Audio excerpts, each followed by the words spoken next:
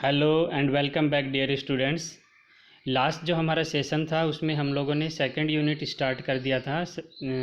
जो second unit आपका है customising and embedding multimedia components in a web page, उसमें हम लोगों ने डिस्कस किया था मल्टीमीडिया की डेफिनेशन क्या होती है, रिच मल्टीमीडिया क्या होता है, इंटरेक्टिव मल्टीमीडिया क्या होता है, कौन से रिसोर्स हमें रिक्वायर्ड होते हैं।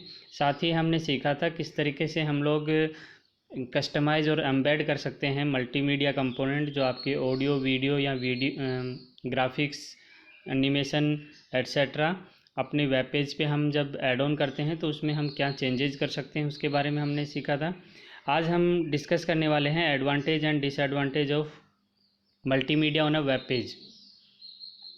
उससे पहले मैं बता दूं कि ये टॉपिक इसलिए इम्पोर्टेंट है क्योंकि लास्ट 2 ईयर्स से इसमें क्वेश्चंस आपके रिपीटिंगली पूछा गया है। एडवांटेज ऑफ मल्टीमीडिया, एक बार क्वेश्चन था आपका advantage of multimedia in a web page, और जो लास्ट ईयर से पहले पूछा गया था advantage and disadvantage of multimedia on a web page.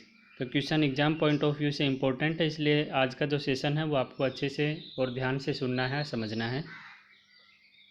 अगर मैं बात करूं मल्टीमीडिया की, तो मल्टीमीडिया जो कंपोनेंट्स हैं वो फर्स्ट टाइम जब ब्राउज़र मोज़ेक वेब ब्राउज़र 93 में आया था। मोज़ेक वेब ब्राउज़र जो था आपका वो फर्स्ट ग्राफिक्स सपोर्ट करने वाला वेब ब्राउज़र था। एंड इसके अंदर जो है आपका मल्टीमीडिया एलिमेंट्स आप शो कर सकते थे अपने वेबसाइट पे, वेब पेज पे, वो आपको रिफ्लेक्ट होते थे वेब ब्राउज़र के अंदर। उससे पहले कुछ सिंपल एडिशन वाले आपके वेब ब्राउज़र्स थे, उनमें हम नहीं दिखा पाते थे, टेक्स्ट बेस आपकी वेबसाइट ज़्यादा होती थी। सो जब मोज़ेक वेब ब्राउज़र मार्केट में आया उसके बाद मल्टीमीडिया का इतना ज़्यादा प्रचलन हो गया, इतना ज़्यादा आपका पॉपुलैरिटी हो गई कि हम अपने कंटेंट को और अच्छे से रिप्रेजेंट करने लगे वेबसाइट्स पे। सो उससे पहले एडवांटेज से पहले मैं आपको बता दूं कि browser is a simple software जो कि आपकी वेबसाइट्स को एक्सप्लोर करने के लिए बनाया जाता है। तो अगर आपसे डेफिनेशन पूछी जाए तो आप लिख सकते हो, web browser is a simple software program which is use to explore our websites और वेब पेजेस। अब अगर मैं बात करूं एडवांटेजेस की, तो एडवांटेजेस में सबसे पहला जो एडवांटेज है, सबसे पहला जो हमारा फ़ायदा है मल्टीमीडिया यूज करने का, that is greater immersion. Greater immersion से मेरा यहाँ पे मतलब है कि जो मल्टीमीडिया एलिमेंट्स आप वेब पेज पे यूज़ कर रहे हो वो आपके यूजर्स, आपके व्यूअर्स को अट्रैक्ट करता है, और जितना अटेंशन आप व्यूअर से लेके आते हो उतने ही आपके यूजर्स, आपके फॉलोअर्स बढ़ते जाते हैं, आपकी वेबसाइट्स बार बार यूज होने लगती है, मैं ज़्यादा से ज़्यादा लोग उसको विजिट करते हैं। दूसरा जो आपका फ़ायदा है that is enhance page ranking for search engine optimization. अगर आपका कंटेंट इफ़ेक्टिव है एंड करेक्टली आपने उसको, करेक्ट वे में आपने उसको अपडेट किया है, अपलोड किया है, तो आपका जो है सर्च इंजन ऑप्टिमाइजेशन में आपकी रैंकिंग एनहेंस होती है। सर्च इंजन ऑप्टिमाइजेशन अपने आप में बहुत बड़ी टर्म है। आप यहाँ पे इस तरीके से समझ सकते हो, कोई भी कंटेंट अगर आप किसी भी सर्वर पे जाके सर्च करते हो, जैसे गूगल एक अच्छा सर्वर है, उस पर a lot of information are there stored. So अगर आपको कोई इन्फॉर्मेशन पर्टिकुलर किसी टॉपिक के बारे में चाहिए तो आप सिंपल वहाँ पे जाके सर्च इंजन पे, गूगल के सर्च इंजन पे जाके उस टॉपिक के बारे में लिखते हो तो बहुत सारे सर्च आ जाते हैं। आई थिंक लाखों वेबसाइट्स वो सर्च में शो करता है। लेकिन क्या सारी की सारी वेबसाइट फर्स्ट पोजीशन पे आ सकती हैं? नहीं आ सकती। तो कौन डिसाइड करेगा कि फ़र्स्ट पोजीशन पे कौन आएगा, फर्स्ट पोजीशन पे किसका कंटेंट डिस्प्ले होगा? वो search engine optimization. Search engine optimization में ऐसी एल्गोरिथम्स बनाई हुई होती हैं कि किसका कंटेंट कैसा है, कौन किसके व्यूअर्स ज़्यादा हैं, यूजर्स किसके ज़्यादा हैं, कौन सी वेबसाइट्स बार बार आपके देखी जा रही है, किस पे कंटेंट जो है रिलेवेंट मिला है, उसके हिसाब से वो आपकी वेबसाइट को एनहांस करके उसकी रैंकिंग इंक्रीज करके आपको फर्स्ट पोजीशन पे ले आता है। तो अगर आपका कंटेंट, आपका मल्टीमीडिया जो आपने यूज किया है, अगर वो एक करेक्ट वे में आपने यूज किया है, एक अच्छे वे में यूज किया है, तो आपकी सर्वे में आपका नाम आएगा और आपका सर्च इंजन जो रैंकिंग है, सर्च इंजन ऑप्टिमाइजेशन रैंकिंग, वो आपकी एनहेंस होगी और आपका भी जो वेबसाइट है वो सर्च में आने लगेगा। Number third is better branding. Better branding से यहाँ पे मीनिंग है कि आप अपनी वेबसाइट को कैसे ब्रांड बना सकते हो। फॉर एग्जांपल, अगर कोई ऑर्डिनरी पर्सन से कोई एडवर्टाइज करवाता है तो क्या वो इफ़ेक्टिव होता है, या फिर वो किसी वेल नोन सेलिब्रिटी से करवाए। फॉर एग्जांपल, अगर अमिताभ बच्चन से कोई ऐड करवा रहा है, कोई एक ऑर्डिनरी पर्सन से ऐड करवा रहा है, तो ऑफ कोर्स जो नंबर ऑफ़ व्यूअर्स बढ़ेंगे, नंबर ऑफ़ जो यूज़र्स होंगे, जो उसको देखने वाले होंगे, वो उस ऐड को ज़्यादा देखेंगे जो अमिताभ बच्चन कर रहे हैं। इन द सेम वे, अगर आपको ब्रांड बेटर ब्रांडिंग करनी है तो आपको इसी तरीके के जो वेल नोन चीज़ें हैं, जो ज़्यादातर लोग यूज करते हैं, उन चीज़ों को आपको अपनी वेबसाइट पे एज ए मल्टीमीडिया उनको यूज करना होगा। तो आपकी वेब पेज की जो है रैंकिंग इंक्रीज होगी और वो वेब पेज आपका है, वेबसाइट या वेब पेज, वो आपका लोगों तक जल्दी पहुंचेगा। तो ये तो आपकी बात हुई एडवांटेजेस की, बट एडवांटेजेस के साथ मल्टीमीडिया का यूज़ करने से आपको डिसएडवांटेजेस भी होते हैं। अगर डिसएडवांटेज की बात करूं तो सबसे पहला जो डिसएडवांटेज है वो आपका potential damage to search engine ranking.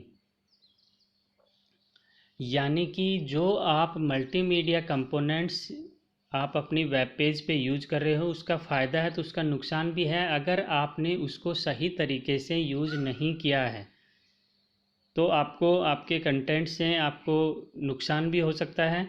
इसलिए आपको अपना जो कंटेंट है वो बहुत ही करेक्टली हैंडल करना है। करेक्टली हैंडल अगर आप करते हैं तो आपकी वेबसाइट डैमेज होने से बच सकती है। फॉर एग्ज़ाम्पल, अगर मैं बात करूं, कोई भी ऐसा कंटेंट आपने रखा है जो कि इम्पैक्टफुल नहीं है, तो कोई भी उसको सर्च ही नहीं कर रहा है, आपने ऐसे कोई टैग्स ही यूज नहीं किए हैं जो लोग रोज़ सर्च करते हैं, तो आपकी रैंकिंग जो है धीरे धीरे डिग्रेड होगी और उससे आपका सर्च में आपका वेबसाइट शो नहीं होगा। अगर मैं बात करूं लोडिंग टाइम की, तो फैक्टर लोडिंग टाइम जो है वो बहुत इम्पोर्टेंट है। फॉर एग्ज़ाम्पल, अगर आपने कोई वीडियो आपने अपनी वेबसाइट पे शो किया है, एज एन ऐड शो किया है या जो भी शो किया है, जो आपका पर्पज़ है उसके लिए, और वो तकरीबन ½ GB का है, जब यूजर्स या व्यूअर्स आपकी वेबसाइट को सर्च करेंगे, आपकी वेबसाइट पे आएंगे, तो वो कम से कम अब उसको उसके वेब ब्राउज़र पे डाउनलोड होने में ही इतना टाइम लगेगा कि वो प्रोसेसिंग दिखाता रहेगा। तो ऐसे केस में आपकी इमेज क्या होगी, आपकी सर्च इंजन आपकी जो वेबसाइट है उसकी इमेज क्या होगी, वो विजिटर्स जो हैं वो दोबारा से विजिट नहीं करेंगे आपकी वेबसाइट, जस्ट बिकॉज कि इतना टाइम लग रहा है लोड होने में। वो किसी और फर्दर वेबसाइट पे जाएंगे जहाँ पे उनको क्विक एक्सेस अवेलेबल है। जितनी भी आप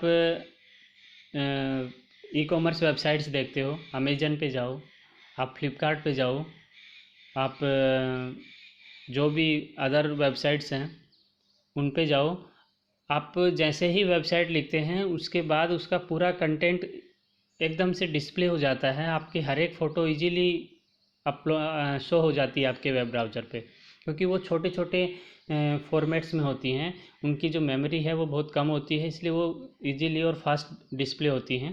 तो आपके जो व्यूअर्स हैं वो इंक्रीज होते हैं इससे। तो लोडिंग टाइम बहुत इंपॉर्टेंट होता है। अगर आपने ऐसा कोई कंटेंट रखा है तो आपकी वेबसाइट पे उसका नुकसान हो सकता है, आपके व्यूअर्स जो हैं वो कम हो सकते हैं। कंपेटिबिलिटी से मेरा मतलब है कि ज़्यादातर ब्राउज़र वैसे HTML कंपेटिबल होते हैं, मल्टीमीडिया एलिमेंट्स को ज़्यादातर वेब ब्राउज़र सपोर्ट करते हैं, बट बहुत बार ऐसा होता है कि कुछ ब्राउज़र्स आपके पर्टिकुलर कंटेंट को सपोर्ट नहीं करते हैं। जैसे मिड 2012 के मिड में ये समस्या आई थी आईपॉड और आईफोन्स में। वो फ्लैश फाइल को, आपकी जो फ्लैश फाइल्स होती हैं उनको शो नहीं कर पा रहे थे।